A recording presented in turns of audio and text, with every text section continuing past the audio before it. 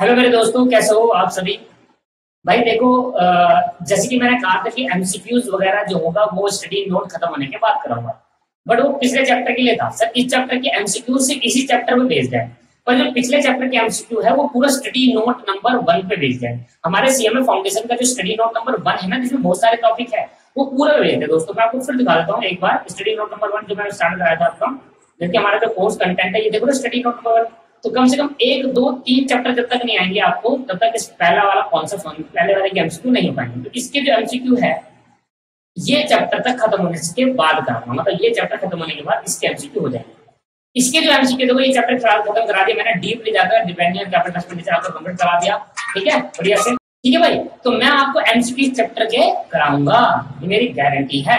इस चैप्टर के मैं आज करा देता हूँ। और इस चैप्टर के एमसीक्यू, जब ये चैप्टर बहुत बड़ा है मेरे भाई, बहुत बड़ा चैप्टर है ये, तो इस चैप्टर के एमसीक्यू स्टार्ट हो गया ना, खत्म होने का नाम ही नहीं देगा, इतना बड़ा चैप्टर है। इसके चैप्टर के मैंने काफी कुछ करा दिया। आज मैं आपको सिखाऊंगा कि आगे मुझे क्या क्या बताना है। ठीक है, तो आज मैं इस चैप्टर के एमसीक्यू करा रहा हूँ। इस चैप्टर के पेंडिंग है, मुझे याद है और मैं 100% कराऊंगा।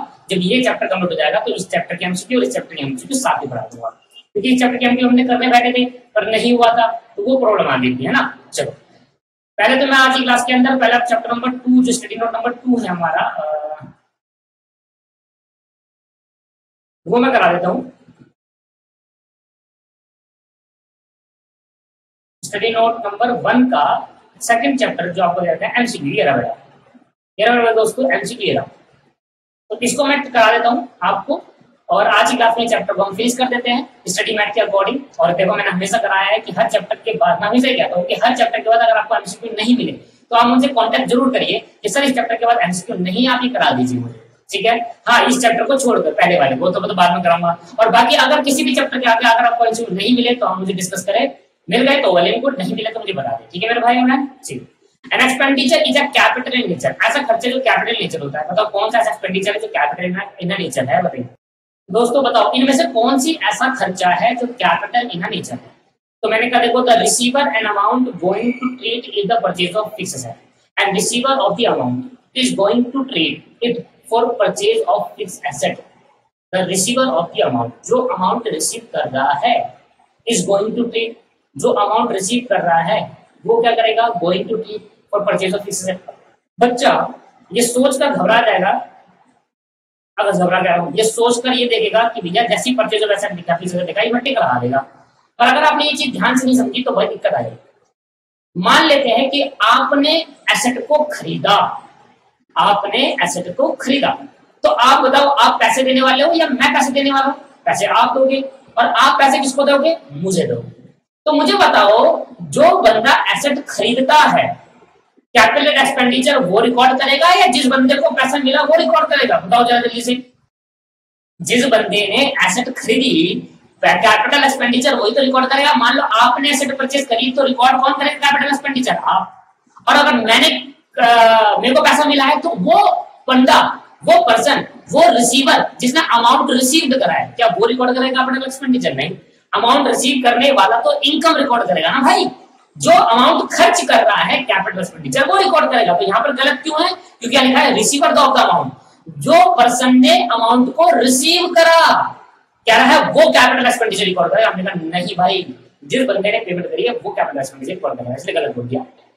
इसके बाद मैंने कहा भाई, अगर मैं interest on loan of a business, अगर मैंने बिजनेस पे लोन लिया है, बिजनेस के लिए लोन लिया है, पर ये इन्होंने ये नहीं बताया कि जो बिजनेस के लिए लोन लिया है वो लोन का पैसा कहाँ खर्च हो रहा है। अगर वो लोन का पैसा कैपिटल एसेट्स में खर्च होता है, एसेट्स बनाने में, कंस्ट्रक्शन करने में, प्लांट एंड मशीनरी खरीदने में खर्च होता, तो उस पर देने वाला इंटरेस्ट भी कैपिटल एक्सपेंडिचर होता। बट यहाँ पर कुछ नहीं बताया, तो ये मानकर चलूंगा कि बिजनेस ने जो लोन लिया है वो अपने नॉर्मल बिजनेस के लिए, मतलब गुड्स बनाने के लिए लिया है। एजम्पशन माननी पड़ती है, साइलेंट होता है जब क्वेश्चन। तो बिजनेस के लिए, बिजनेस अगर कोई भी लोन लेगा वो गुड्स बनाकर बेचने के लिए लेगा, गुड्स बनाकर बेचने के लिए लोन लेगा, कभी भी एसेट के लिए होगा, ये मानते हैं ऐसा। तो मैंने कहा ये नहीं होगा। अगर यहाँ पर साफ साफ बता दिया जाता कि भैया लोन लिया गया है और उस लोन से कंस्ट्रक्शन या फिर मशीन खरीदी गई है, तो हम कहते हैं इस पे जो मिलने वाला है, इस पे जो पे होगा इंटरेस्ट, वो इंटरेस्ट भी क्या कहलाएगा मेरे भाई, वो इंटरेस्ट भी कैपिटल एक्सपेंडिचर कहलाएगा। बट अभी और फिक्स एसेट को मेंटेन करना रेवेन्यू होता है, खरीदना कैपिटल होता है, मेंटेन करना रेवेन्यू होता है। और last, it increase the quantity of fix asset. वो एक्सपेंडिचर जो कैपिटल नेचर का हो when it increase the quantity of the asset, asset की क्वांटिटी को बढ़ा दे। क्वांटिटी मतलब मेरे पे एक बिल्डिंग थी, अब मेरे पे दो हो गई, तो बिल्डिंग की क्वांटिटी एक से बढ़कर दो हो गई, और एक से बढ़कर दो जब होगी जब मैं उस बिल्डिंग को खरीदूंगा, और जब मैं उस बिल्डिंग को खरीदूंगा ना मेरे भाई, उस बिल्डिंग को खरीदने पर जो खर्चा होगा that is the meaning of capital expenditure. आई बात समझ में आया? B is the right answer. Clear?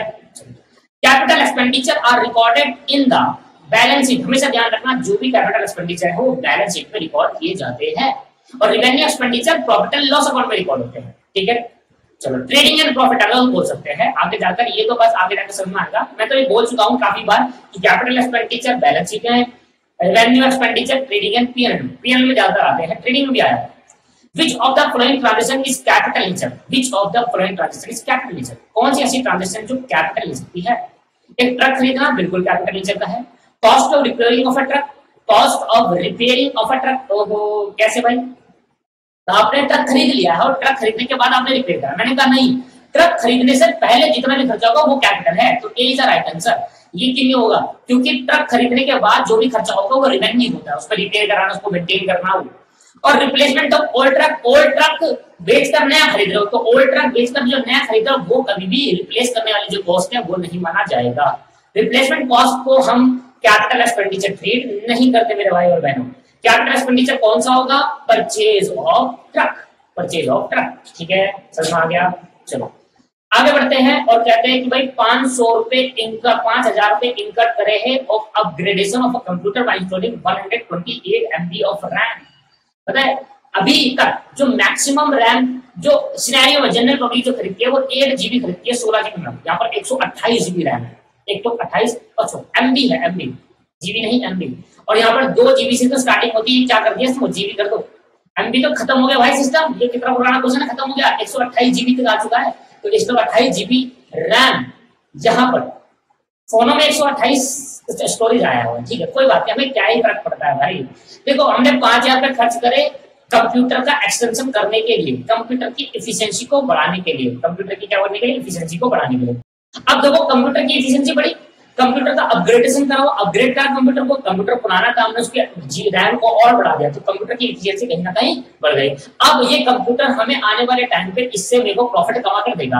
अब ये कंप्यूटर लॉन्ग टर्म तक यूज होगा, तो मोर देन 1 ईयर्स का वैल्यू टाइम। मुझे बताओ, बस सिंपल ये समझो कि अगर मैं किसी कंप्यूटर की रैम खरीदता हूं तो या क्या वो रैम कंप्यूटर की 1 साल के अंदर अंदर खत्म हो जाएगी, उसका यूज कर लेगा, या मोर देन 1 ईयर चलेगी? More than.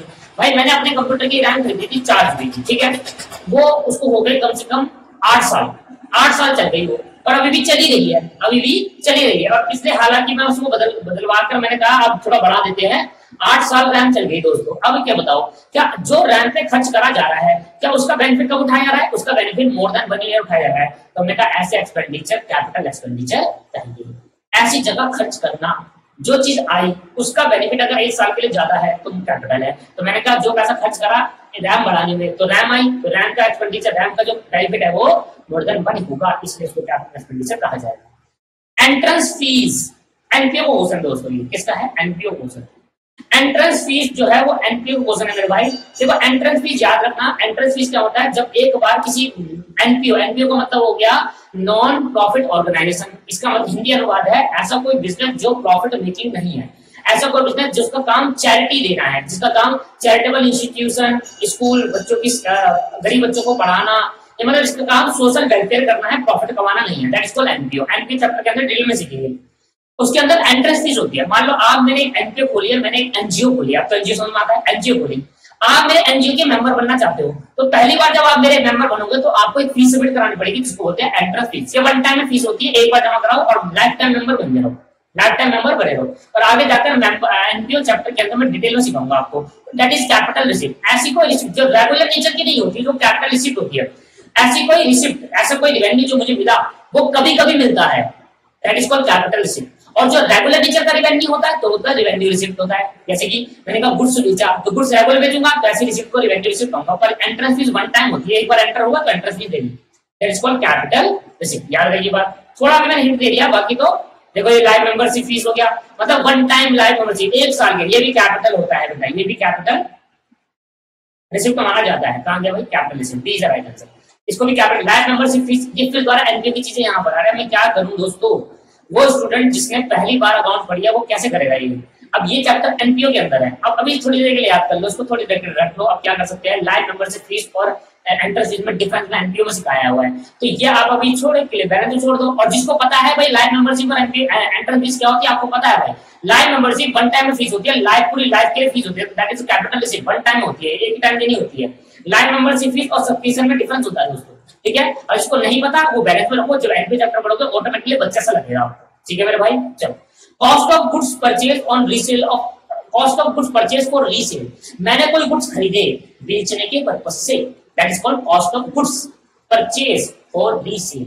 गुड्स खरीदे बेचने के पर्पस से, मैंने कहा 5,000 की गुड्स खरीदे हैं, अब उसको 6,000 में बेचूंगा, तो 5,000 के जो गुड्स खरीदे बेचे के पर्पस, ये क्या है, ये कॉस्ट क्या है। मैंने 5,000 के गुड्स खरीदे मेरे भाई, और जेब में से 5,000 पे चले गए मेरे भाई, जेब में से कितने चले गए, 5,000 पे चले गए। ये 5,000 पे जो चले गए ये रिवेन्यू है, कैपिटल, आप कहोगे रिवेन्यू क्यों, क्योंकि ये 5,000 की गुड्स आप आगे जाकर अभी 1 साल के अंदर बेच दोगे। फॉर रीसेल लिखा है, गुड्स खरीदे रीसेल के लिए, दोबारा बेचने के लिए, खरीदे गए बेचने के लिए, ऐसे रिवेन्यू, ऐसे कैपिटल, ऐसे एक्सपेंडिचर को रिवेन्यू। गुड्स खरीदने में पैसा लगा नहीं लगा, तो वो क्या है, रिवेन्यू एक्सपेंडिचर, ठीक है। गुड्स खरीदने का क्या है, revenue expenditure. Import duty on raw material purchase, दोस्तों रॉ मटेरियल जो होता है वो गुड्स बनाने में होता है, अगर क्वेश्चन साइलेंट होता है तो मैं मान कर चलता हूँ रॉ मटेरियल क्या है, गुड्स बनाने में है। 2 बार पता है कि रॉ मटेरियल गुड्स बनाने में हो सकता है, गुड्स बनाकर बेचने के लिए हो सकता है, या एसेट को बनाने के लिए भी हो सकता है। अगर क्वेश्चन साइलेंट है तो हम मान कर चलते हैं कि गुड्स बनाने के लिए है। अगर गुड्स बनाने के लिए रॉ मटेरियल खरीदा और उस पर टैक्स दिया, इंपोर्ट ड्यूटी, तो उस केस के अंदर उसको रिवेन्यू एक्सपेंडिचर कहा जाता है। क्या बात समझ में आ गई नहीं आई, देख सकते। इसके बाद 9 देखेंगे, 9 कह रहा है received from Solomon company, Solomon and company N invoice of 1,500 for repair of factory wall. क्या मतलब हुआ कि भाई कह रहा है कि सोलोमन एंड कंपनी से 1,500 रुपए रिसीव्ड करे, क्योंकि हमने उसकी फैक्ट्री वॉल को रिपेयर कराया। फैक्ट्री वॉल को क्या कराया मेरे भाई, repair. Received from Solomon and invoice of 15, अच्छा इनवॉइस रिसीव्ड हुआ है, सॉरी क्या मतलब है, मान लो ये हम है, ये हम है ए हम है, ठीक है। अच्छा ये हम है, ये कुछ नहीं है, ये है हम, ठीक है भाई, ये हम, ये हम। और यहाँ से सोलोमन आया, सोलोमन ने कहा भाई हम आपकी फैक्ट्री के अंदर वॉल को रिपेयर कर देंगे, आपकी वॉल बिल्कुल ठीक कर देंगे, जो पपड़ी से जमी हुई है उसको सब कर देंगे, बढ़िया सा प्लास्टर करके बढ़िया कर देंगे। सोलोमन ने कहा ठीक है भाई कर देना, कितने रुपए लगेगा, 1,500 रुपए। सोलोमन ने कहा भाई लाओ, मैंने कर दिया, आप इनवॉइस भेज रहा हूँ, इनवॉइस आपको भेज रहा हूँ, ये 1,500 रुपए को दे दो।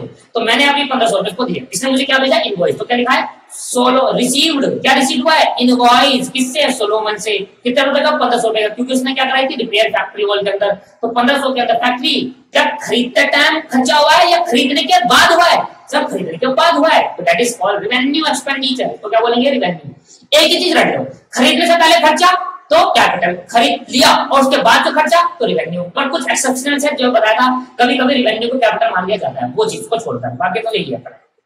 Compensation received from the government for compulsory acquisition of land. Compulsory acquisition of land क्या होता है, ध्यान सुनना।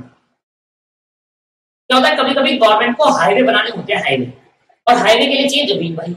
अब एक पर्सन है दोस्तों, मान लो एक पर्सन है, इसका घर यहाँ पर है और गवर्नमेंट चाहती है इसके ऊपर से हाईवे जाए, पर हाईवे जा नहीं सकता क्योंकि घर बीचों बीच है एकदम रोड के, बाकी साइड में घर है, बाकी सबके साइड में घर है, किसी का बच्चे का घर है, किसी पर्सन का घर है जो बीच में आ गया। अब गवर्नमेंट कह रही है भाई देखो भाई हाईवे तो बनाना है, तुम्हारा घर बीच में आ रहा है, ऐसा करते हैं हम आपकी लैंड को कंपल्सरी एक्विजिशन कर लेते हैं, हम आपके घर को कंपल्सरी एक्वायर कर लेते हैं, आप बेचना चाहो ना चाहो, हमारे पास पावर है, क्योंकि लैंड सारी ये जितनी भी लैंड है, पेड़ पौधे जो भी आपके पास अटैच टू लैंड है, वो सारी गवर्नमेंट की होती है दोस्तों, वो सारी क्या होती है, गवर्नमेंट की होती है। गवर्नमेंट जब चल जाए आपका घर एक्वायर कर सकते हैं बिना उसके पीछे, कंपल्सरी करे, कंपल्सरी एक्विजिशन बोलते हैं। बेटा क्या होता है, ध्यान सुनना, गवर्नमेंट को कभी कभी रोड बनानी होती है, तो कभी कभी रोड बनाने के लिए कोई नया प्रोजेक्ट करना पड़ता है, तो इसके लिए क्या होता है, गवर्नमेंट क्या करती है भाई, कभी कभी किसी के घर को कंपल्सरी एक्वायर कर लेती है, क्योंकि वहां से रोड जानी होती है, पर उसका घर बीच में आ जाता है, एक ही घर का बीच में आ रहा था, तो क्या कर लेते हैं, कंपल्सरी एक्विजिशन कर लेते हैं। दिल्ली के अंदर बहुत होता है ये सब, कंपल्सरी एक्विजिशन कर लेते हैं। तो एक्विजिशन करने के बाद आप लैंड बेचना नहीं चाहते, फिर भी आपकी लैंड को कंपल्सरी मतलब अक्वायर कर लिया जाएगा बाय द गवर्नमेंट, और गवर्नमेंट इसके बदले में आपको पैसा देगी, देगी भाई, देगी, अंधा पैसा देगी, भर भर कर। जितनी की लैंड नहीं है ना उतना पैसा दे देगी, आप खुश हो जाओगे, बिल्कुल कहोगे यार ये सही है। कंपल्सरी एक्विजिशन करने का मतलब ये नहीं है अगर आप बेचना नहीं चाहते, तो गवर्नमेंट कह रही है हमें तो चाहिए भाई, हम तो लेकर आएंगे, आप कुछ नहीं कर सकते। गवर्नमेंट कंपल्सरी एक्विजिशन कर सकती है, ऐसा लॉ में लिखा हुआ है। हाँ, इसके बदले में आपको इतना पैसा दे देंगे, आपकी लैंड जितनी की बिकेगी उससे ज्यादा ही पैसा दे देती है गवर्नमेंट, तो आप खुश हो जाते हो, कहते हैं यार चलो ठीक है कोई नहीं, पैसा तो आ ही गया, चलो ठीक है। Compulsory acquisition that is the meaning of compensation received from the government for compulsory acquisition of land. मेरी एक लैंड थी, रोड के बीच में आ रही थी, गवर्नमेंट ने कहा भाई इसको एक्वायर कर रहे हैं, कंपल्सरी ले लो, कोई दिक्कत नहीं, पैसा दे दो, क्या दे दो, पैसा ले लो। जो पैसा दिया गया है वो है कंपनसेशन। क्या है मेरे बच्चे?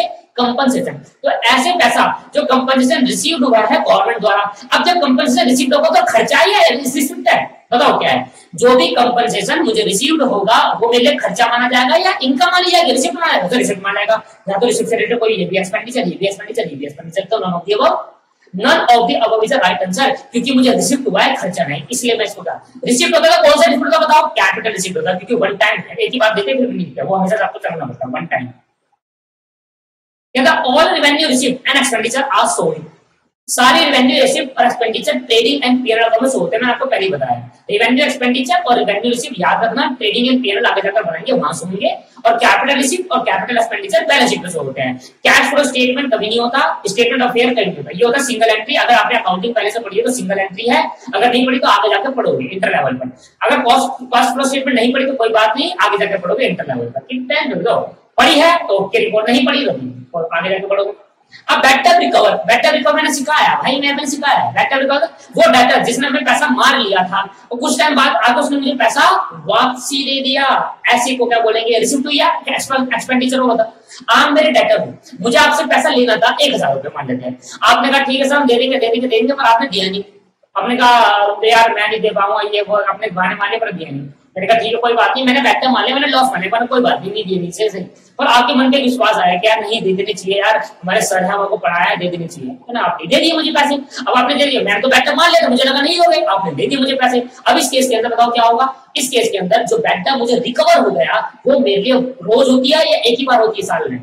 साल मतलब वन कभी भी एक ही बार होगी। ये मेरा बिजनेस है ऐसी बेटर रिकवर करने का, बिजनेस तो नहीं है ना, ये तो कभी कभी होगा। ये तो कभी कभी मतलब जब भी बैड टाइम हो गया तो मन करा तो धीरे रिकवर होता है, ये तो नहीं कि रोज रोज हो रहा है। नॉर्मल एक्टिविटी तो नहीं है ना बिजनेस की, नॉर्मल एक्टिविटी नहीं। इसके मतलब ये कौन सी रिसिप्ट होगी? Capital receipt. एक्सपेंस तो है नहीं, कौन सी है? Capital receipt. एक्सपेंडिचर तो काट दो, रिवेन्यू नहीं है। रिवेन्यू कब होता है? जब नॉर्मल होगा, माल बेचना, कमीशन, ये सब, तो ये रिवेन्यू होता है। मैंने सिखाया है इसको डिटेल में, आप मेरे बेसिक कॉन्सेप्ट को ध्यान से पढ़ो। कहता है इंश्योरेंस क्लेम रिसीव्ड मतलब रिसिप्ट है, तो ये एक्सपेंडिचर तो पहले मैं डिडक्ट करता हूँ, ठीक।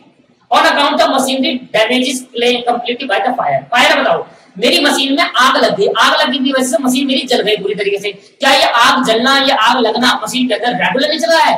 रोज रोज आग जलती है? नहीं सर, कभी कभी होता है, और कभी कभी होता है तो इसलिए इंश्योरेंस कंपनी ने उस मशीन का मैंने इंश्योरेंस कराया था, इंश्योरेंस कंपनी ने मुझे कुछ पैसे दे दिए, इंश्योरेंस क्लेम दे दिया। उस केस के अंदर बताओ रेवेन्यू कैपिटल रिसिप्ट, क्योंकि कभी कभी होता है। ये बात समझ लो बस। Amount of 5000 spent as a lawyer fee defender suit, ये मैंने सेम क्वेश्चन कराया दोस्तों, सेम क्वेश्चन कराया, ये होगा सेम क्वेश्चन कराया। मतलब क्या होगा इसके अंदर, छोड़ो ना। मैंने लॉयर को फीस दी डिफेंड करने के लिए, और from factory side belonging to the planting land. Planting land के अंदर फैक्ट्री साइड बिलोंग करती थी। प्लांटिंग लैंड का मतलब क्या है? जो बंदे ने केस करा उसकी लैंड के ऊपर फैक्ट्री एक्वायर हो गई, फैक्ट्री आ रही थी और पोल्यूशन वगैरह हो रहा था, फैक्ट्री आ रही थी। यहाँ लैंड की बात करें, फैक्ट्री आ रही थी। तो उस केस के अंदर जैसे कि मैं आपको बताता हूँ, मेरी एक फैक्ट्री है, आपकी लैंड पे मैंने अपनी फैक्ट्री बनाई।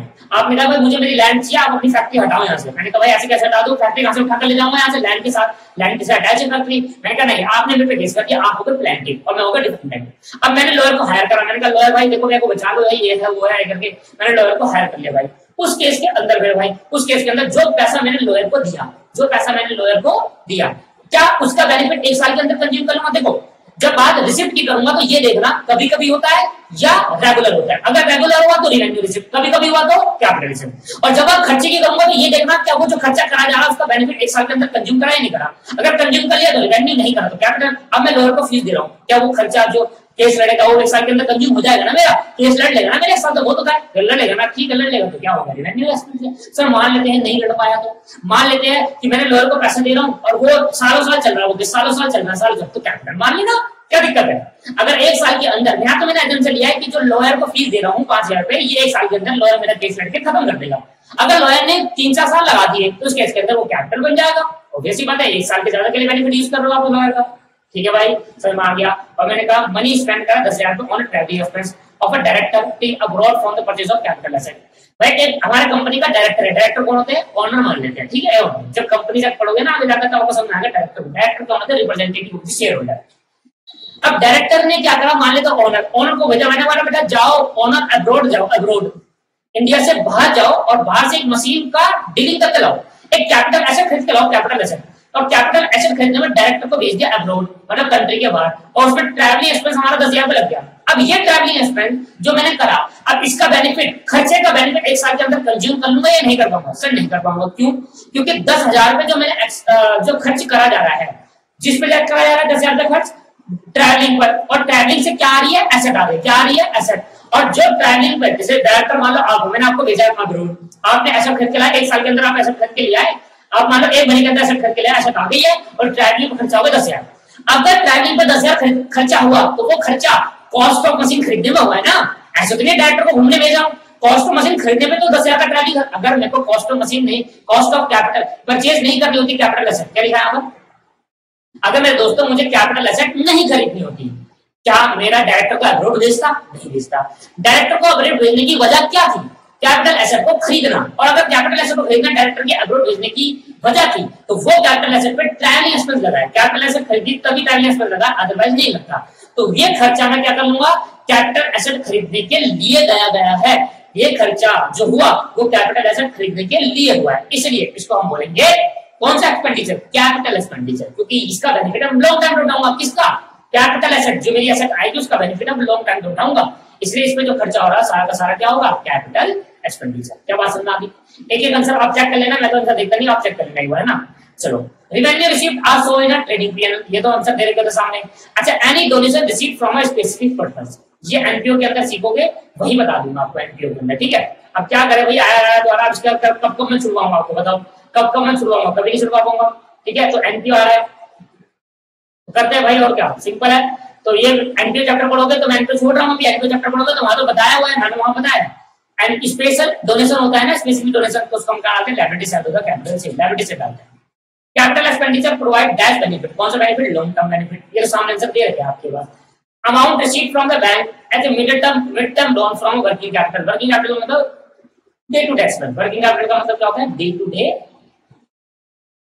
टू डे खर्चे के लिए आपने शॉर्ट टर्म के लिए, शॉर्ट टर्म नहीं मिडिल टर्म के लिए, मतलब ना तो ज्यादा छोटा ना ज्यादा बड़ा, मिडिल टर्म के लिए आपने बैंक से लोन लिया।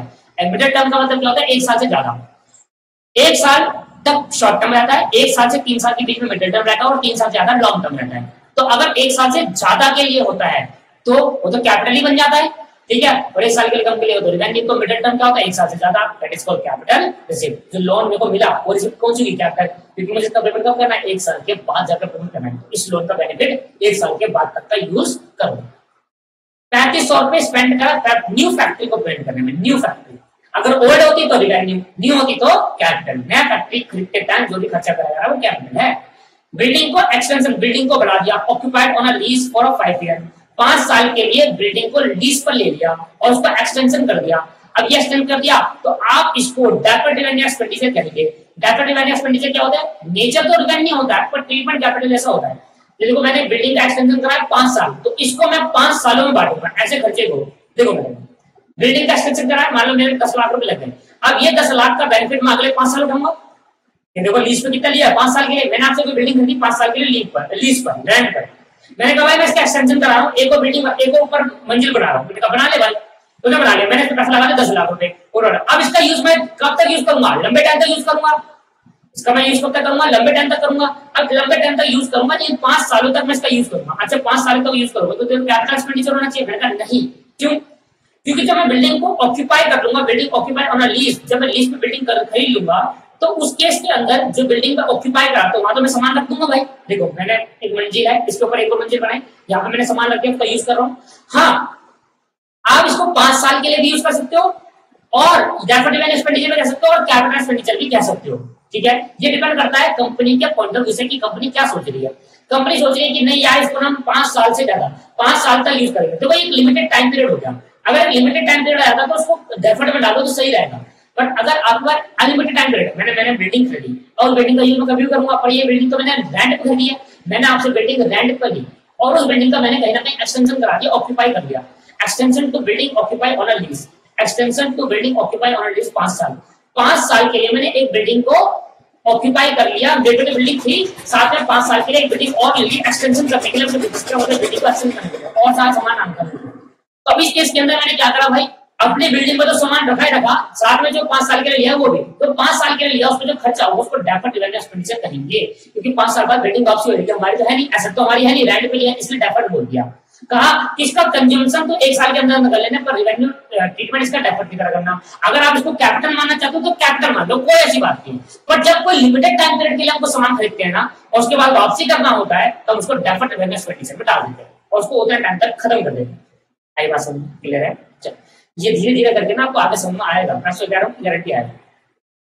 सर बहुत सारी बातें जो यहाँ समझ में आ रही होगी, देखो जो अकाउंट्स के स्टूडेंट है वो तो पूरा समझ गए होंगे, मैं उनकी बात कर रहा हूँ, धीरे धीरे समझ में आएगा। जो अकाउंट के स्टूडेंट नहीं है उनको जब तक पूरी अकाउंटिंग नहीं पढ़ेंगे ना, धीरे धीरे एक चीज हर चीज ना पहली बार में नहीं समझ में आती। जब पूरा अकाउंट पढ़ लो एक बार, अकाउंट पढ़ने का जब दोबारा रिवीजन करोगे ना ऐसा क्लियर हो गया आपको, मैं आपको गारंटी, क्योंकि डेफर्ड डिवेंचर एक्सपेंडिचर सबके बाद आगे भी करी हुई है मैंने, ठीक है। जैसे मैंने एडवर्टाइजमेंट को बताया था, मैंने कहा था धीरे धीरे करके इसको माइनस करते चलेंगे, तो यही चीज है। अब जो भी मैंने एक्सटेंशन के लिए जो भी खर्चा करा रेंट किया है उसको 5 साल तक मैं धीरे धीरे करके अपने पीएन अकाउंट में डाल के माइनस करते हुए चलूंगा, ठीक है। 20,000 रुपए receive from the issue of further share, the expense of issue 2500, 20,000 रुपए। अच्छा ये कौन सा है, कह रहा है सिंपल, ये कह रहा है कि देखो, कह रहा भैया देखो 20,000 रुपए रिसीव करे, एक शेयर इशू करे, मैंने शेयर मार्केट में बेचा, मुझे 20,000 मिल गया, तो 20,000 रुपए शेयर का कैपिटल रिसीव, और शेयर इशू करते टाइम मेरा 2500 का खर्चा हो गया, मेरा कितना खर्चा हो गया 2500 रुपए का। आगे जाकर पता चलेगा 2500 रुपए जो होगा डेफर्ड डिवेंचर एक्सपेंडिचर माना जाता है, रिवेन्यू नहीं माना जाता है, क्योंकि इसका नेचर तो रिवेन्यू होता है पर इसको कैपिटल से ट्रीट कराया जाता है। मतलब इस खर्चे को धीरे धीरे करके राइट ऑफ करा जाएगा। राइट ऑफ करना मतलब खत्म करना, अपने पीएन अकाउंट में ट्रांसफर करना, धीरे धीरे करके ट्रांसफर करा जाएगा। जब आप पीएन अकाउंट सीखोगे ना तब आपको समझ में आएगा कि क्या है इसका असली कॉन्सेप्ट असली तभी समझ में आएगा। तो बेसिक चल रहा है ना दोस्त, तो बेसिक में कुछ बातें ऐसी होती है समझ में आए ना आए, सिर्फ अकाउंट्स के स्टूडेंट के लिए है कि उनको सब समझ में आ रहा होगा। विदाउट अकाउंट वाले उनको थोड़ी प्रॉब्लम हो रही होगी, कभी कुछ बातें समझ में आ रही होगी, कभी कुछ मैं कुछ बोल रहा हूँ पीएनएल बैलेंस शीट क्या है, यहाँ राइट ऑफ वगैरह, ये बाकी सारे वर्ड आगे जाकर आपको डिटेल में समझाने वाला हूँ, ठीक है। टैक्स पेड, ठीक है, जो बातें समझ में आ रही है उसको लिख लो, कोई बात नहीं। मैं अकाउंट्स वाले को तो सारे समझ में आ रही है, जो विदाउट अकाउंट वाले जिनको जो बातें समझ में आ रही है वो लिख लीजिए, जो प्रॉब्लम है आपको एक पेज में लिख लीजिए। जब वो पूरा अकाउंट्स खत्म हो जाएगा ना आपको फिर दोबारा उठाना वो प्रॉब्लम, आपको हर एक बात समझ में आ रही होगी, हर एक बात, मेरी ये गारंटी है, मैं लिख कर दे सकता हूँ, क्योंकि मैंने हर बात जिस चैप्टर में जो बात बतानी चाहिए वहां चैप्टर में बताइए, ठीक है। टैक्स पेड रिवेन्यू एक्सपेंडिचर होता है दोस्तों, टैक्स पेड रेगुलर करना पड़ता है, हर साल टैक्स पे करना होता है, तो रिवेन्यू होता है। Revenue generally recognised as being an earn profit at the time of sale effective.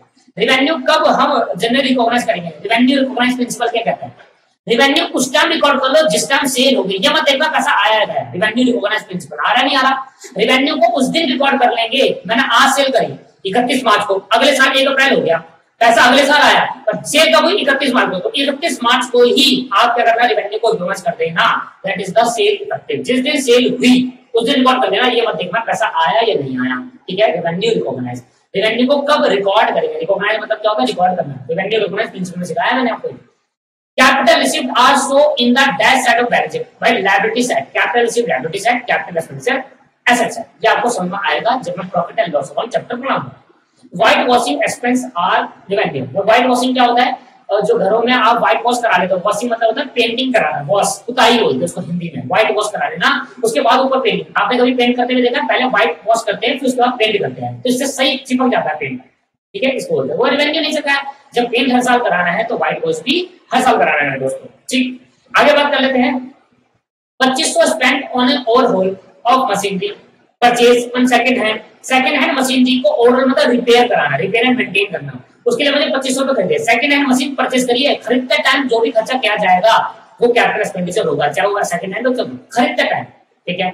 1200 रुपए स्टैंडर्ड मशीनरी अब खरीदिए मशीन, यहाँ नहीं बताया कि अभी न्यू परचेज कर रहे हैं, यहाँ ऐसा कहीं नहीं बताया। देखो ऊपर वाले में लिखा था परचेज सेकंड हैंड मशीन, लिखा था ना ऊपर वाले में, मतलब परचेज सेकंड हैंड मशीन खरीद रहे हैं तो उसमें जो खर्चा होगा रिपेयर का, ओवरऑल मतलब रिपेयर का खर्चा, तो वो कैपिटल माना जाएगा। मशीन खरीद ली उसके बाद जो खर्चा होगा रिपेयर का वो कैपिटल और रिवेन्यू माना जाएगा। तो देखो यहाँ मशीन खरीद चुके हैं, यहाँ कहीं नहीं लिखा कि न्यू मशीन खरीदी और रिपेयर पर खर्चा करा 1200 रुपए, तो ये रिवेन्यू माना जाएगा। दोस्तों एक ही बात समझ लो, ग्रंथ है ग्रंथ, मशीन खरीदो, खरीदने से पहले या खरीदते टाइम अगर आपने कोई खर्चा करा वो कैपिटल है। खरीद लिया एक बार, उसके बाद 1 साल बाद के अंदर कुछ खर्चा कर रहे हो रिपेयर का, वो रेवेन्यू है। बस तो बहुत बात चुका आपको। इनोग्रेशन एक्सपेंस, इनोग्रेशन एक्सपेंस मतलब आपने कोई इनोग्रेशन कराया। इनोग्रेशन का मतलब क्या होगा, आपने कोई नया बिजनेस खोला, न्यू मैन्युफैक्चरिंग साइट खोली इन एन एग्जिस्टिंग बिजनेस। पुराने बिजनेस के हटाकर आपने एक नया एग्जिस्टिंग बिजनेस को छोड़कर आपने न्यू मैन्युफैक्चरिंग खोला, मतलब आपने कोई न्यू मैन्युफैक्चरिंग खोला। आपने इनोग्रेशन के अंदर किसी एक सेलिब्रिटी को बुलाया, तो उसने सेलिब्रिटी पैसे लिए, फीस ली वगैरह लिए, तो सेलिब्रिटी आए, इसने इनोग्रेशन करा नया बिजनेस का, इनोग्रेशन करके वो चले गया। अब सेलिब्रिटी आया, सेलिब्रिटी को पैसे दिए, अब सेलिब्रिटी पैसे दिए, वो आया, घर चले गया, उसका बेनिफिट तो कंज्यूम कर लिया ना। मान लो आपने 1 करोड़ रुपए दिए, शाहरुख खान को बुला लिया, भाई मेरे बिजनेस का इनोग्रेशन कर देना। शाहरुख खान आया, इनोग्रेशन कर दिया। अमिताभ बच्चन को बुला लिया, अमिताभ बच्चन जी आए, इनोग्रेशन करा, 1 करोड़ रुपए दिए, इनोग्रेशन कर लिया उसने, सब कुछ बना बढ़िया से हो चुका, बढ़िया चले गए। क्या आपने अमिताभ बच्चन आए या नहीं आए, तो आप यही तो चाहते थे कि अमिताभ बच्चन आकर कर ले, तो आपने बेनिफिट कंज्यूम कर लिया अमिताभ बच्चन का, उसको 1 करोड़ दे दिए। तो ऐसा खर्चा क्या होगा 1 साल के अंदर, 1 साल क्या उसी दिन कर लिया जितने अमिताभ बच्चन को बुलाया। तो ये क्या है, रेवेन्यू एक्सपेंडिचर। अगर आपको इनोग्रेशन के अंदर, इनोग्रेशन मतलब जब बिना इनोग्रेशन बोलते तो इनोग्रेशन कराते वो करते रिबन वगैरह, तो रिबन काटने के लिए आपने किसी को बुलाया तो वो रेवेन्यू माना जाएगा, क्योंकि उस बंदे का बेनिफिट जिसको आपने बुलाया वो 1 साल के अंदर कंज्यूम हो जाएगा, 1 साल के अंदर उसी दिन कंज्यूम हो जाएगा। सब्सिडी, सब्सिडी 40,000 रुपए रिसीव फ्रॉम द गवर्नमेंट पर वर्किंग कैपिटल। वर्किंग कैपिटल का मतलब क्या होता है मेरे पास, डे टू डे खर्चे। और डे टू डे खर्चे के लिए अगर आपको कोई सब्सिडी मिली 40,000 की, सब्सिडी मतलब छूट, गवर्नमेंट द्वारा आपको छूट दी गई है 40,000 रुपए की, तो उस केस के अंदर इसको रेवेन्यू माना जाएगा। क्योंकि वर्किंग कैपिटल क्या होता है भाई, डे टू डे एक्सपेंस होता है। डे टू डे खर्चे को मीट करने के लिए गवर्नमेंट ने आपको 40,000 रुपए की सब्सिडी दी थी। गवर्नमेंट ने कहा लो बेटा 40,000 रुपए लो, आप बढ़िया से आपने डे टू डे खर्चे के लिए यूज करना। तो 40,000 रुपए जो गवर्नमेंट से मिले आपको, वो आपने क्या करना, डे टू डे एक्सपेंस के लिए आपने यूज करे। ऐसे खर्चे को क्या नाम देंगे, ऐसे रिसिप्ट को क्या नाम देंगे, कैपिटल रेवेन्यू रिसिप्ट, क्योंकि डे टू डे के लिए। अगर ये बात होगी तो मैं ट्रू फॉल्स मान जाता हूं। An expenditure in a revenue nature, ऐसा कोई खर्चा जो रेवेन्यू नेचर का है, but when it benefit the current period, बिल्कुल सही। रेवेन्यू नेचर का खर्चा हम ऐसा कोई खर्चा जो रेवेन्यू नेचर है उसका बेनिफिट कब कंज्यूम करे, तो 1 साल के अंदर या 1 साल से ज्यादा, 1 साल के अंदर अंदर। देखो करंट पीरियड, करंट पीरियड का मतलब होता है विदिन वन ईयर, 1 साल, जिस साल करंट पीरियड जो चल रहा है, ये साल जो चल रहा है उसके 1 साल के अंदर अंदर हम उसका benefit consume, that is true. Revenue expenditure का मतलब ये होता है ऐसा खर्चा जिसका बेनिफिट 1 साल के अंदर कंज्यूम कर ले, that is called revenue expenditure. Paper purchase for use of stationery, stationery for use as stationery, paper को परचेज करा, वो जो होता है ना पेपर, A4 साइज पेपर होते हैं। अब मेरी स्टेशनरी की दुकान है मेरे दोस्तों, मेरी कौन सी दुकान है, स्टेशनरी की दुकान है।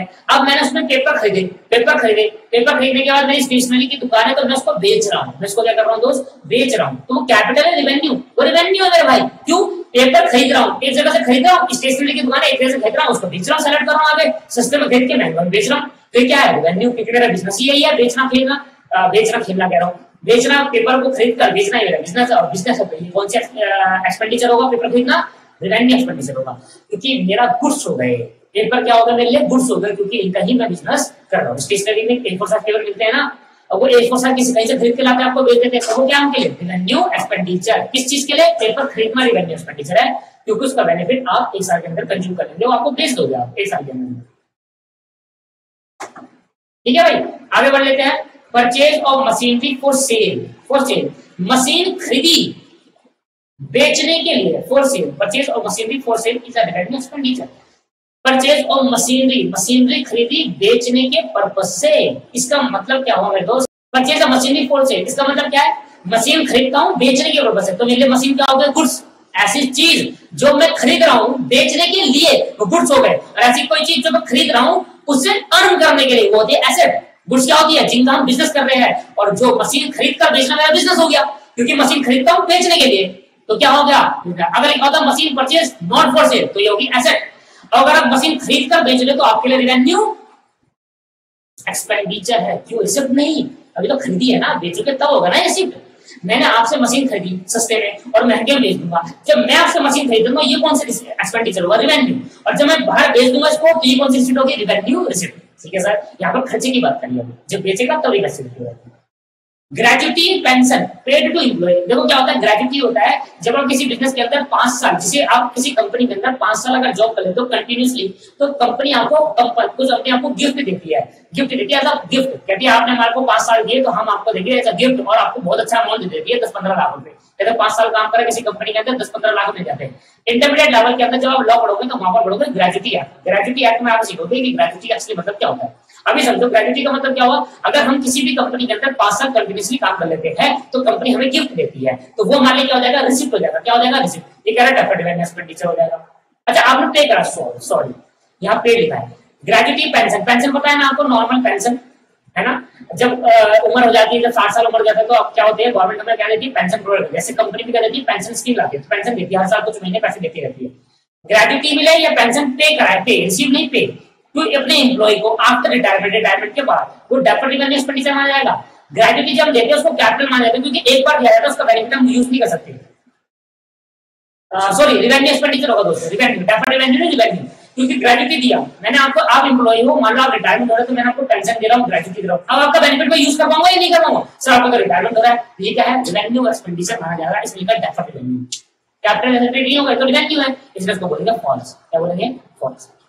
अब bad debt recover during the year, इस साल मुझे बैड डेट रिकवर हुआ, तो बैड डेट रिकवर रोज होता है या कभी कभी होगा, सर कभी कभी होगा, रेगुलर नेचर का थोड़ा है, रिवेन्यू रिसीप्ट थोड़ी ना है, रिवेन्यू रिसीप्ट मतलब रेगुलर नेचर का, कभी कभी होता है। अब bad debt recover during the year, अच्छा ड्यूरिंग द ईयर लिखा हुआ। अब बैड डेट रिकवर नहीं सर गलत है, फॉल्स आ गया है, फॉल्स आ गया भाई। अगर आपने बैड डेट रिकवर करा है तो ये नॉर्मल खर्चा नहीं है, ड्यूरिंग द ईयर करो या कभी भी करो, bad debt recover is a capital expenditure और capital receipt not a revenue receipt, falls आना चाहिए। Freight paid on purchase of machinery, machine खरीदते टाइम जो भी खर्चा करा जा रहा है कैपिटल एक्सपेंडिचर होगा, ये करा रिवेन्यू होगा, मैंने कहा गलत, फॉल्स, कैपिटल होना चाहिए। ठीक है, जी आंसर ठीक कर लेना, या फिर ऐसे लिख लो, इसमें ऐसे लिख लो, यहाँ पर फॉल्स लेके ट्रू को यहाँ पे लिख दो, bad debt recover during the year is not लगा, इज नॉट रिवेन्यू रिसीप्ट, मैंने कहा ठीक है रिवेन्यू रिसीप्ट नहीं है, ऐसा कर लो, या रिवेन्यू रिसीप्ट है करके फॉल्स कर दो उसको, दो आपको सही लगे। कह रहा है repainting of a building done every 3 year, हर 3 साल बाद रीपेंटिंग करते हैं, 3 साल बाद, मतलब आज अगर रीपेंट कराऊंगा बिल्डिंग को तो 3 साल बाद करूंगा, तो आज का पेंट कितने साल तक कंज्यूम कर रहा हूँ, मोर देन 1 ईयर, तो कैपिटल होना चाहिए, रिवेन्यू होना चाहिए, एक्सपेंडिचर कैपिटल। पेंटिंग कराने पे जो खर्चा किया जाता है, अब अगली पेंटिंग कब कराऊंगा, अगले 3 साल बाद, तो ये है कैपिटल एक्सपेंडिचर, क्योंकि मोर देन 1 उसका कंज्यूम कर रहे हो, फॉल्स, तो इसने बोला रिवेन्यू, हमने कहा नहीं capital. Premium received on issue of share, तो यह कैपिटल प्रॉफिट याद है, मैंने मार्केट में 10-40 हजार के शेयर 50 दे दिए, ये एग्जांपल दिया था, 40 हजार के शेयर 50 दे दिए, तो 10 हजार मुझे मिला, वो क्या होगा, कैपिटल प्रॉफिट, क्योंकि जो 40 हजार मिलते हैं शेयर को बेचना कैपिटल रिसीव्ड होता है, और उसको होने वाला प्रॉफिट कैपिटल प्रॉफिट हमारा रहता है, ट्रू।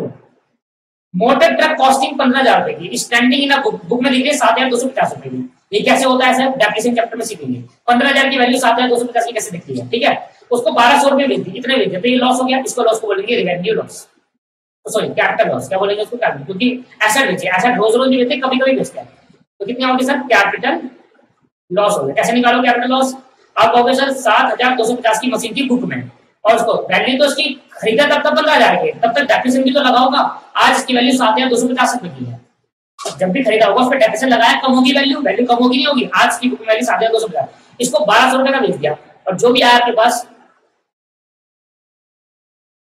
5,050 6,000, ये हो गया कैपिटल लॉस, और capital loss is 4,750 and capital expenditure 1,200, मैं सारा का सारा कैपिटल लॉस है दोस्तों, सारा का सारा क्या है, कैपिटल लॉस, ठीक है मेरे भाई, कैपिटल लॉस 4,750 बोलना आया, 7,250 की मशीन है 1,200 की बेच दी, तो लॉस कितने का इतना हुआ, तो ये लॉस कैपिटल लॉस हुआ ना, ये कह रहा है 4,750 कैपिटल लॉस, कहां से आया 4,000, और 1,200 में जो बेचा वो आपके पास क्या होगा, कैपिटल एक्सपेंडिचर, जबकि वो कैपिटल रिसिप्ट है, 12,000 जो बेचा उसको जो पैसा आया 1,200 रुपए जो आया वो कैपिटल रिसीप्ट हुई, और उसमें होने वाला लॉस कैपिटल लॉस है, कैपिटल लॉस भी गलत दे रखा है और कैपिटल एक्सपेंडिचर दे रखा है रिसीप्ट की जगह, तो मैं अगर सही आंसर बताऊं तो मैंने कहा देखो 1,200 6,050 लिखना था, 6,050 इज अ कैपिटल लॉस और 1,200 इज अ कैपिटल रिसीप्ट, पैसा आया है, खर्चा थोड़ी ना हुआ, आया है 1,200 रुपए, तो पैसा आया है ना, सही हो गए। एक मोटर कार थी 20,000 की परचेस करी, बुक में इसकी वैल्यू 12,000 दे दी और 12,000 से 17,000 बेच दी, तो क्या होगा, कैपिटल प्रॉफिट, बिल्कुल सही है। 12,000 की मोटर व्हीकल मोटर कार मैंने 17 में बेच दी तो 5,000 का प्रॉफिट हुआ, और ये प्रॉफिट का बोलूंगा कैपिटल, क्योंकि एसेट को बेचने का होने वाला प्रॉफिट कैपिटल प्रॉफिट होता है, नोट्स मिलाकर आप देखिए ट्रू है। लो भाई खत्म हो गया question. Sale of goods, goods को बेचेंगे। सेल ऑफ गुड्स कहां पर आएगा मेरे दोस्त? सेल ऑफ गुड्स आपके पास आएगा, गुड्स को बेचना क्या है? Revenue receipt. Sale of goods is a revenue receipt, goods बेचना revenue receipt. Bank charges previous में बता दो क्या है? कैपिटल एक्सपेंस, कैपिटल एक्सपेंस बोल सकते हैं, कैपिटल एक्सपेंडिचर को तो बात ही है, ठीक है। Capital receipt are so as, capital receipt होती है बैलेंस शीट की लायबिलिटी साइड, ये बात ध्यान रखना। आगे जाकर जब मैं आपको प्रॉफिट एंड लॉस अकाउंट पढ़ाऊंगा ना, नॉन अकाउंट वाले स्टूडेंट्स, तो आप आगे जाकर आपको पूरा समझ में आएगा, ये बिल्कुल समझ में आने वाला है, ठीक है। आप टेंशन मत लीजिए। कैपिटल रिसीट जो होती है हम उसको बैलेंस शीट में शो करते हैं रेवेन्यू एक्सपेंस, ठीक है। और लायबिलिटी साइड में रेवेन्यू एक्सपेंस कहां होगा? प्रॉफिट एंड लॉस अकाउंट में शो होता है डेबिट साइड पर। रेवेन्यू एक्सपेंस खर्चे कहां होंगे? प्रॉफिट एंड लॉस के डेबिट साइड पर शो होता है, प्रॉफिट लॉस में शो होता है। मैंने भी बताया प्रॉफिट रेवेन्यू एक्सपेंस या रेवेन्यू रिसीट कहां होगा? प्रॉफिट एंड लॉस अकाउंट में। कैपिटल एक्सपेंडिचर कैपिटल रिसीट कहां होगा? रेवेन्यू। मैंने बता देता हूं एक बार, रेवेन्यू एक्सपेंडिचर पीएनएल अकाउंट में शो होगा, रेवेन्यू रिसीट पीएनएल अकाउंट में शो होंगे, कैपिटल एक्सपेंडिचर एसेट साइड में शो होगा, कैपिटल रिसीट लायबिलिटी साइड में शो होगा, ये बात याद रखना, ठीक है। खत्म हो गया। बैंक चार्जेस एक बचा, bank charges is a revenue expense. Bank charges मतलब आपने बैंक से कुछ मान लो एटीएम इशू करा, ठीक है, आपने बैंक से क्या करा? एक एटीएम लगाया तो बैंक ने 250 रुपए काट दिए उसके। क्या अब एटीएम का बेनिफिट यूज कर लोगे? वो 250 रुपए एक साल के होते हैं। आपने बैंक से एटीएम इशू करवाया और अब बैंक ने आपने कहा 250 रुपए काटा है। अब 250 रुपए आपने जो बैंक ने लिए आपसे, बैंक चार्जेस बोलते हैं इसको, 250 रुपए बैंक काट लेगा पैसा तो बैंक चार्जेस हो गया। एटीएम इनको दे दिया बैंक ने आपको, अब एटीएम का बैठे आपने एक साल तक आप यूज करोगे, बेनिफिट उठाओगे। अगले साल में अगर एटीएम आप चला रहे हो तो अगले साल फिर 250 रुपए काटेगा, मतलब सालाना 250 रुपए कटते हैं एटीएम इशू करना। मतलब आपके पास अगर आपके पास एटीएम है तो बैंक वाला आपसे 250 रुपए लेता है भैया उसके, और एक साल के लेते हैं। तो एक साल तक आप एटीएम यूज करो, 250 रुपए दे दो, फिर अगले साल यूज करो, फिर अगले साल 250 रुपए, तो रेगुलर रिचार्ज बन जाए। मतलब रेवेन्यू एक्सपेंस क्या है? रेवेन्यू, एक साल का बेनिफिट यूज कर लेते हैं। 250 रुपए में 250 रुपए जो पे करा बैंक चार्जेस उस एटीएम के, वो एक एटीएम का बेनिफिट एक साल के लिए है, उसके बाद दोबारा 250 रुपए करने पड़ेंगे। क्या रेंट पेड इन एडवांस, ऐसा कोई खर्चा जो एडवांस पे करना था पर एडवांस पे कर दिया, ऐसा कोई खर्चा जो पे नहीं करना था फिर भी एडवांस में पे कर दिया, क्या होगा? चलो कोई बात नहीं। इसके बाद इसमें कुछ भी नहीं होगा दोस्त, ये उसमें होना, इसका आंसर होना चाहिए ऐसा कोई खर्चा जो एडवांस पे कर दिया, पे करना था फिर भी कर दिया, इसमें आना चाहिए प्रीपेड एक्सपेंस। क्या आना चाहिए? प्रीपेड रेंट बोलते हैं इसको, क्या बोलते हैं? प्रीपेड रेंट, सिखाया है। कॉस्ट ऑफ कॉपीराइट, जब पेट्रोल एक्सपेंडिचर, पेट्रोल क्या होता है? बाइक खरीदना कैपिटल एक्सपेंडिचर, बाइक में पेट्रोल डलवाना रेवेन्यू एक्सपेंडिचर, क्या हो गया? Revenue expenditure.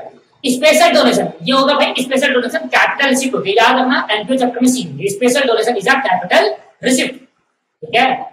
और रेंट रिसीव इंटरेस्ट, इंटरेस्ट में कमा रहा हूं दोस्तों, अगर इंटरेस्ट कमाऊंगा तो रेवेन्यू रिसीप्ट माना जाएगा। इंटरेस्ट में कमाया, मैंने बैंक में कुछ पैसा डिपॉजिट कर दिया, बैंक हर महीने मुझे इंटरेस्ट देता है, बैंक हर महीने मुझे इंटरेस्ट देगा। आप बैंक में कुछ पैसा डिपॉजिट कर दोगे ना तो बैंक आपको हर महीने कुछ पैसा इंटरेस्ट सबमिट कराएगा।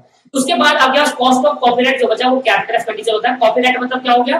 कॉपीराइट हो गया, मान लो आपने किसी का राइट्स को यूज करा, ठीक है, आपने किसी के राइट्स को यूज करा। मान लो आपने एक बुक बनाई, तो आपने बुक, मैंने कहा आपने जो बुक बनाई उसका अधिकार मैं भी लेना चाहता हूँ। याद है आपने 11वीं क्लास में 2 बुक पढ़ी थी अकाउंट्स की, जो भी आपने बुक पढ़ी थी वो किसकी बुक होगी? आप उसका यूज कर रहे हो तो आपका अधिकार लेना, आप उसको पेमेंट कर रहे हो, तो ये पेमेंट क्या होगा? वन टाइम पेमेंट होती है, that is called cost of copyright. Copyright की जो कॉस्ट होगी वो कॉपीराइट लेने की भी हो सकती है और कॉपीराइट आपको सेल आउट करने की भी हो सकती है। कॉपीराइट, मान लो आपने कोई बुक लिखी, आप राइटर हो, आपने कोई बुक लिखी, तो आप गवर्नमेंट के पास जाओगे, गवर्नमेंट कहोगे भाई मुझे इस बुक का कॉपीराइट चाहिए कि मैं मेरी बुक कोई और जाके यूज ना कर ले। गवर्नमेंट क्या करेगी? आपकी बुक को कॉपीराइट दे देगी, आपको उसमें ट्रेडमार्क इशू कर देगी, कॉपीराइट दे देगी। अब आपके पास उस बुक का अधिकार हो जाएगा, इस बुक को कोई कॉपी नहीं कर सकता। आप अगर इस बुक को किसी ने कॉपी करा तो उस पर कॉपीराइट एक्ट लग जाएगा और उसको पेनल्टी देनी पड़ेगी फिर इसके अंदर। तो कॉपीराइट की कॉस्ट लगती है, गवर्नमेंट आपको कॉपीराइट देता है, आपकी बुक का आपका अधिकार दे देता है। आपने कोई बुक बनाई उसका आपको अधिकार दे देगा, आपको गवर्नमेंट को फीस देनी पड़ेगी। वो फीस वन टाइम फीस होती है, एक बार देनी पड़ती है, उसका बेनिफिट लाखों साल तक यूज कर सकते हो आप। हाँ, रिवेन्यू कराना पड़ता है, रिन्यू कराना पड़ता है, रिवेन्यू कराना पड़ता है टाइम टू टाइम। हाँ, 15 साल 20 साल बाद फिर रिन्यू कराना पड़ता है, फिर 15-20 साल के लिए होता है, तो लॉन्ग टर्म होता है। एक बार खर्च करा लॉन्ग टर्म तो दैट इज क्वेश्चन मैंने बोला, इसको मैंने नाम दिया कैपिटल एक्सपेंडिचर। ऐसा खर्चा कौन सा होता है क्या दोस्तों? अब मुझे आपको सिखाना है जो वो डबल एंट्री सिस्टम को सिखाना है। क्या सिखाना है? Double entry system. पहला, दूसरा बुक ऑफ प्राइम एंट्री, तीसरा चैप्टर सब्सिडरी बुक, चौथा chapter cash book, 5 chapter journal proper, 6वां लेजर और 7वां ट्रायल। 7 चैप्टर है इसके अंदर, और कुछ चैप्टर देखो मैंने आपको बताया डबल एंट्री सिस्टम के बारे में मैंने आपको बताया, ठीक है, फिर बता दूंगा, कोई ऐसी बात नहीं है, फिर बता दूंगा, ठीक है। मुझे आपको अगली क्लास में सिखाना है concept of debit and credit, ये सिखाना है बस। और यहां से स्टार्ट होता है असली अकाउंट, यहां से सीखेंगे डेबिट और क्रेडिट का मतलब क्या होता है, concept of debit and credit, एक हो गया। फिर मुझे ये सिखाना, अगला चैप्टर मेरा इसी पे भेज गया। और अब अगर आपने ढंग से नहीं पढ़ा ना, अब नहीं आएगा अकाउंटिंग, नॉन अकाउंट वाली की बात कर रहा हूं मैं, नॉन अकाउंट स्टूडेंट से यहां से अब जो चैप्टर पढ़ाऊंगा वो प्रैक्टिकल एक्सपर्ट से है। अगर ये आपका क्लियर तो आगे जाकर हर चीज क्लियर। अब यहां से शुरू होगा डेबिट क्रेडिट का सिस्टम, ठीक है मेरे दोस्तों। और ये मैं आपको बताऊंगा पर्सनल ईयर एक आ जा। फिर मैंने आपको सिखाना है अकाउंटिंग प्रोसेस, ये मैं आपको इस चैप्टर में कराऊंगा, मेरा जो चैप्टर है वो मैं कराऊंगा, ये क्वेश्चन भी कराऊंगा। याद है मैंने अकाउंटिंग क्वेश्चन आपको करा दिया है दोस्त, अकाउंटिंग क्वेश्चन मैं आपको करा चुका हूं, ठीक है, ये मैं आपको करा चुका हूं, ये मैंने आपको एग्जांपल भी करा दिया। अकाउंटिंग क्वेश्चन कराया, इसके अंदर और कोई नहीं कराया। उसके बाद पहले तो मैं डेबिट क्रेडिट का सिस्टम बताऊंगा, procedure of accounting rules of debit credit, chapter का नाम है रूल्स ऑफ डेबिट क्रेडिट या accounting procedure of debit credit. फिर मैं आपको कराना है जनरल, और यहां से जब तक आपको रूल समझ में आएगा तब तक आपको जनरल एंट्री समझ नहीं आएगी। और अगर आपने जनरल एंट्री समझ ली मतलब आप भगवान बन गए अकाउंट में, ये बात समझ लेना। जनरल एंट्री फाइनल लेवल तक है, फाइनल लेवल तक। जनरल एंट्री के बिना कोई अकाउंट बन ही नहीं सकता, विदाउट जनरल एंट्री कोई अकाउंट मेंटेन कर ही नहीं सकते। जनरल एंट्री पहले होती है, अकाउंट्स बाद में बनते हैं, इसलिए ध्यान समझना। अब यहां से शुरू हो गया प्रैक्टिकल, ठीक है मेरे दोस्तों। आज की आपको यहीं से अकाउंटिंग चैप्टर का मैं करा चुका हूं, ये नहीं कराऊंगा दोबारा। हाँ, अब मैं आपको जिस तरीके से मैं पढ़ाऊंगा उस तरीके से पढ़ो, एंड मैं आपको सारा दिखा दूंगा, सब करा दिया मैंने। जिस तरीके से मैंने चैप्टर बनाया था याद है, उस तरीके से पढ़ना, एंड में आपको पूरी बुक दिखा दूंगा, सब कराया होगा ये बातें, ठीक है दोस्तों। चलो आज के आपको ये सवाल करते हैं, और यहाँ पर हमने इस चैप्टर को आज अच्छी तरीके से फेस कर लिया है, विद एमसीक्यू कर लिया है, बाद में नहीं कराऊंगा। हाँ, एमसीक्यू चैप्टर पढ़ाऊंगा तो एक बार खुद आपकी रिस्पॉन्सिबिलिटी है, एक बार आपको देखना, ठीक है, अपने ऑटोमेटिकली होता है। Thank you very much, bye bye. मिलते हैं अगली क्लास में नए चैप्टर के साथ। Thank you very much.